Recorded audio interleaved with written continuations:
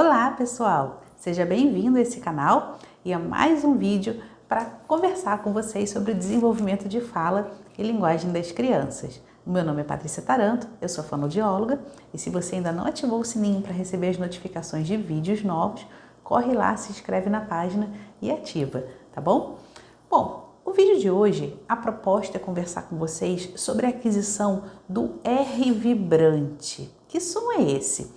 É o famoso rrr, a campainha, né? Som de campainha, enfim. Né? Por que é tão difícil para as crianças adquirirem esse som e por que ele demora tanto a aparecer? Né? A maioria das crianças, quando busca um fonoaudiólogo, tem alteração nesse som de R. Não é à toa que isso acontece. E por isso eu achei tão importante trazer essas informações por aqui pelo canal mais uma vez. Enfim, esse barulhinho, né, esse traço articulatório, esse fonema, esse som da fala, ele é o último que a gente adquire ao longo do nosso desenvolvimento. Então, entre o 4º e o 5º ano de vida é que a criança vai dar conta de conseguir fazer, né, reproduzir esse som. Por que isso acontece? Porque existem inúmeros padrões, parâmetros de aquisição que eles vêm antes desse acontecer. Então, o R vibrante seria um som mais refinado, tá? Por isso, não à toa, ele vai ficar lá para o final dessa escala de maturação da fala, digamos assim. Para que ocorra um R, a criança precisa conseguir fazer elevação de língua. Então, com o bocão bem aberto, essa língua elevar. Tem criança que consegue com a boca nem tão aberta assim? Tem criança que consegue. Tem criança que às vezes eu avalio, o freno lingual está atrapalhando a produção desse som, mas mesmo assim sai um barulhinho até razoável. Às vezes o que acontece é ele não ficar tão claro. E também muitas vezes nas palavras mais complexas, mais longas, a criança se atrapalhar. Isso é um dado muito importante para você observar. Porque isolado sai, mas na palavra não tá bom. É o que a gente chama de distorção do som. Então o som tá lá, mas não tá perfeito. Esse termo, né, essa ocorrência, podemos dizer assim, que se chama distorção, ela pode acontecer para outros sons de fala. E é através da terapia com fonoaudiólogo que você vai corrigir isso. Dificilmente uma distorção, ela dá conta de se resolver naturalmente. A gente precisa de exercícios específicos, porque na grande maioria ela trata de uma adaptação que a criança fez para conseguir reproduzir aquele som, botar aquele fonema ali no meio da palavra, tá? Bom, sobre o R ainda, além da elevação de língua, essa ponta tem que ter uma força específica, que a gente chama de tônus muscular, é a força da musculatura.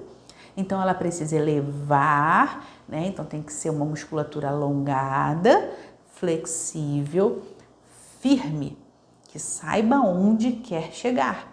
Então a língua vai subir e ela vai bater repetidas vezes, um movimento rápido, preciso e com força nessa ponta. Então,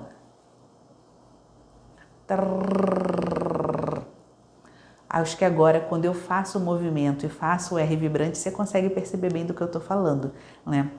Então, para que ela consiga fazer isso, outros sons já têm que estar ali, como, por exemplo, o L. L. Percebe como é o mesmo movimento? Eu fiz sem som, eu fiz com som, para justamente você perceber como o movimento de elevação ele vai ser importante. Então, crianças que têm o R alterado e que ele ainda não apareceu, é muito comum que elas façam a troca pelo L, justamente por causa disso, porque a elevação de língua está ali, mas a força, a precisão do movimento ainda não acontece. Então, essa criança está precisando de uma energia maior, de uma força maior. É como se fizesse uma musculação mesmo, né? Brinco aqui com as crianças no consultório, né? Que você veio para a academia da boquinha, botar essa língua para malhar.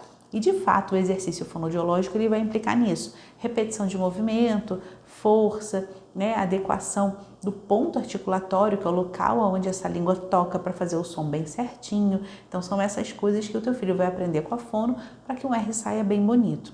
Observa por aí. Caso esse R não tenha aparecido e ele já esteja caminhando para os 5 anos de idade, se ele aparece, né, em alguns momentos, em algumas palavras, se não aparece nunca e quando tenta fazer já é substituído pelo L, porque não aparecer nunca ou ser substituído por L, é um sinal de que é muito importante você buscar fono para adequar isso, tá? E um outro teste rápido para você fazer é se por acaso o L no grupo, que é junto a uma consoante, se o som sai bem. Por exemplo, planta, flor, claro. Porque, em geral, a criança que tem dificuldade com o R, ela tem dificuldade com esse som do L no grupo também. Ela vai falar panta, for, tá? Quando a criança já eleva bem, então o planta, o flor sai. E esse R, ele tá, às vezes aparece, às vezes não aparece. Tá um sonzinho, parece um R, mas ainda não tá bem bonito. Você pode aguardar um pouquinho, mas não mais que 6 meses. E não deixando que extrapole o 5º ano de vida. Por quê? Porque essa criança já está muito próxima do processo de alfabetização. E o feedback auditivo, a forma como a gente fala e a gente mesmo se escuta, né? Vai interferir no que a gente está escrevendo. Sempre interfere, Patrícia? Não, não sempre interfere, mas na maioria das vezes interfere. Então é bom que a criança chegue a essa fase do aprendizado já com todo o seu arcabouço, né, fonológico, fonético, de aquisição de fala bem constituído. Eu espero que esse vídeo tenha te ajudado e se você tem dúvidas, coloca aqui no comentário. Se você gostou, esse vídeo te ajudou, manda para alguém que possa estar precisando. E até uma próxima!